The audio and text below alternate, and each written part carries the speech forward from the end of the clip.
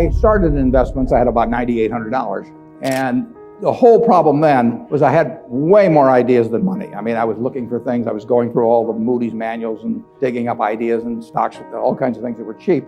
But I still only had $9,800. So I would buy something, and then I would find something that looked even cheaper or better, and I would have to sell the first thing to buy the second thing. That was my state for a long time. Now, in the late 1960s, I wound up my partnership because I couldn't find things, but that's because the whole market had gone crazy. And at that time, I was working with about $100 million in the partnership when I wound up the partnership. But $100 million wasn't an unmanageable amount of money. It's just that the market itself was just offering nothing. And so I sent the money back to my partners. But the most important thing to learn is how to value a business. It's also the toughest to explain. You look for certain things that allows you to narrow it down. If I'm a basketball coach, and I see a guy, I'm walking down the campus here, and I see somebody 7 feet tall, I'm interested. Now, he may not be coordinated. We may not be able to keep him in school. He may be robbing, stores at night or something, but he's still the right guy to be looking at. I mean, we can work with this guy. So I am interested in 7-footers, maybe 6'10". And if I see some guy that's 5'3", and he comes up to me, and he's dribbling away, and he's telling me, doing fancy moves, and he says, "Coach," and I said, "I'm your guy." I say, "Yeah, but if you get in there against these 7-footers, I'm not sure he'll be dribbling exactly the same way. I'm going to skip him. He may be a wonderful prospect and all that, but I'm not interested." So I am looking for signals that tell me in investments what height and a few things might tell me if I was a basketball coach. In the end, what I'm going to buy is the business where I feel extremely certain about the competitive advantage, extremely certain about the integrity and ability of the management, and where I think the discounted flow of the cash that business will produce over time makes sense in relation to its current price. You really are looking for a business where you see the future. And that's why we don't get in tech. It isn't that I don't love the computer and think it's doing all kinds of things for society. I just don't know what it's going to look like in terms of who's going to be selling what to whom and at what prices and against whom and all of that sort of thing 10 years from now. Whereas I know that people are going to be chewing Wrigley's chewing gum in 10 years.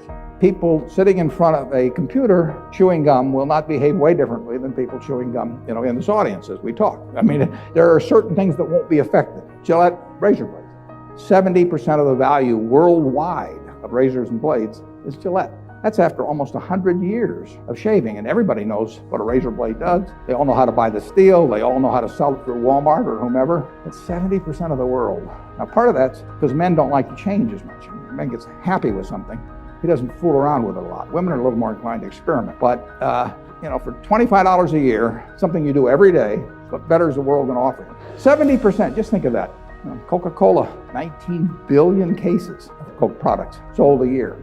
Everybody in the world drinking it. Will that change dramatically in the next 10 years? I bet my life against that. We sell See's candy in California. There's 35 million people in California. But here they are, 35 million people. Everybody in California has something in their mind about See's candy.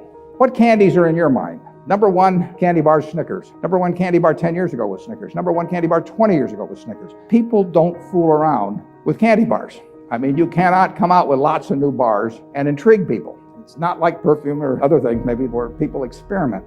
If you go into the drugstore and you say, "I want a Snickers bar," and it's 60 cents, and the druggist says, "I've got something just as good for 55 cents called Joe Schmo's, caramel and nut bar," you're going to walk across the street.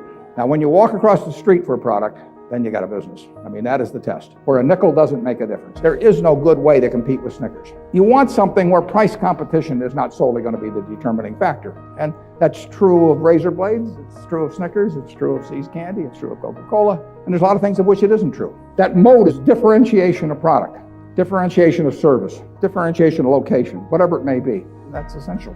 One of the things I did in school, I'd go back and read papers from all the earlier panics and booms and so on. It's just people make the same mistakes over and over again. And they're enormously subject to a herd instinct. And they will go crazy, and it helps in going crazy to have some sort of an excuse. It sounds like it's different this time. But the truth is, if I've got $10 in my pocket that I received as a dividend from a business, it doesn't make any difference whether that came from Wrigley's chewing gum or from an internet company. I mean, the money spends the same. So the test of a business is not whether it does something glamorous, something new. It's how much cash it's going to produce over time. It's the only test. Investing is laying out money to get more money later on. Why lay it out otherwise? And the money doesn't know where it comes from. Where it comes from may determine something about the enduring competitive advantage and all that sort of thing. But money made from an internet company is no different than money made from a textile company or from a candy company or anything else. So anything new, it was uranium in the 50s, it was computer leasing in the late 60s. I mean, all kinds of things come along where rising prices coincide with glamour. And after a point, the rising prices themselves become the rationale for buying. People may dress it up in other forms in their mind, a little more respectable intellectually, but what they're really doing is they're just getting excited. And they will always get excited. I mean, greed and fear are the big things in markets. And you will see in your lifetime, greed and fear at different points that equal anything you've seen in the past. The human race does not get smarter in that respect, and they won't. That's a cheerful message. I mean, I want you to understand, you will get a chance to profit from others' folly in a huge way, and the trick is to profit from it, not participate in it. The proper temperament is far more important in successful investing than points of intellect. If you've got a reasonable intellect and the right temperament, you'll get very rich. And if you've got the wrong temperament for it, you'll get done in at some point. Anything times zero is zero, but it does happen. Where was the largest earthquake in the United States, continental United States, in our recorded history? It was in New Madrid, Missouri. Now, nobody down at New Madrid is sitting there worrying about another 8.4 or something, but it was an extraordinary event. In fact, there were 3 of them in about a 2-month period. The improbable happens. And in financial markets, the improbable happens far more often than people think by running statistical regressions and so on. 5 sigma events aren't 5 sigma events. You just have to keep your sanity, basically. If you just always write down on a piece of paper, if you're buying stock in a company, whether it makes widgets or it's an internet company and it has 100 million shares out and selling at 10, you say, I am buying XYZ at $1 billion. You're buying the business because, and then just list down the reasons. If more people did that, you won't have bubbles, but they won't do it. They'll give in exactly the same emotions that people have for centuries and centuries and centuries. Like I say, that's what makes incredible opportunities in the stock market. That's why stocks frequently have a high that's twice the low in a given year when everybody knows a business doesn't change in value like that except under unusual circumstances. The biggest investment mistakes have been mistakes of omission rather than commission. I mean, you see in our balance or in our income statement the mistakes that result from commission, but accounting doesn't pick up the mistakes of omission, and they're the huge ones. And nobody knows about it unless I feel in the mood to confess, which I don't often, but since you asked. I would say the biggest mistake, I've named a couple in the past. Now, I don't count as a mistake not buying Microsoft, for example. I met Bill Gates on July 5th, 1991. He spent about 10 hours explaining Microsoft to me. He did it with an orangutan the next day. He said that was easier, but it was fascinating to me. And I knew he was a terrific guy and a terrific manager, and Microsoft was a terrific company. So I went back and bought 100 shares just to keep track of it. But I didn't know enough to make the decision. I really didn't know what other people were doing in the field. So it was outside of what I call my circle of competence. And the important thing in investing is not how big your circle is, it's knowing where the perimeter is so that you stay within the circle. And that costs billions of dollars, never shows up in our financial statements. An example I use more often now, more recent, was I set out, this is even worse, I set out to buy 100 million shares pre-split, 200 million shares of the present stock, of Walmart about 5 or 6 years ago. It was at $23 a share, so it would have cost us $2 billion free if we'd bought it. If we had bought it, it would be worth about 11.5 or 12 billion. Now, I knew enough to understand Walmart. I mean, I knew it was a retailing machine of all time. And what happened on that was I bought a few million shares, and then it went up. It probably went up to 23 1/8. Now, when a stock goes from 23 to 23 1/8, I mean, that's a major event around Berkshire. I mean, I have trouble adjusting. My license plate says thrifty, and the guy who designed it knew what he was saying. And so, like a dope, I just said, well, I'll wait till it gets back to where I was buying. It was a little more than 1/8, but nevertheless, I missed out on 8 or 9 billion. But those are the mistakes you don't see. Mistakes that you can see is Berkshire Hathaway, literally, today, is a merger of 3 companies in my business lifetime. There was the original Berkshire Hathaway, which we bought into in 1965, or bought control of in early 1965. And then there were 2 other companies called Blue Chip Stamps, a trading stamp company in California, and Diversified Retailing, a company that started out with a department store in Baltimore. All 3 of those were mistakes. Starting with the textile business, Berkshire was a textile company with 20 million in net worth. The whole 20 million was tied up in the textile business, and it was a lousy business. I bought it because it was cheap, not because it was good. And that's a mistake. It took me a long time to get over that. I learned under a fellow who was a magnificent human being, magnificent teacher, and did all kinds of things for me. He put the emphasis on buying things that were quantitatively cheap. That was the background from the 30s and 40s. I call it the used cigar butt approach to investing. I mean, you go around, you walk down the street, and you see a cigar butt, and it's kind of soggy and disgusting and repels you, but it's free. And there's maybe one puff left in it. So you think, what can I lose? So you pick it up and you see, and maybe there's one puff in it, but it didn't cost you anything, so if it isn't, all you've had is a soggy cigar butt in your mouth. That was Berkshire Hathaway back in 1965. It was the wrong kind of business to buy. It had actually lost significant money over the previous 10 years, but it was very cheap.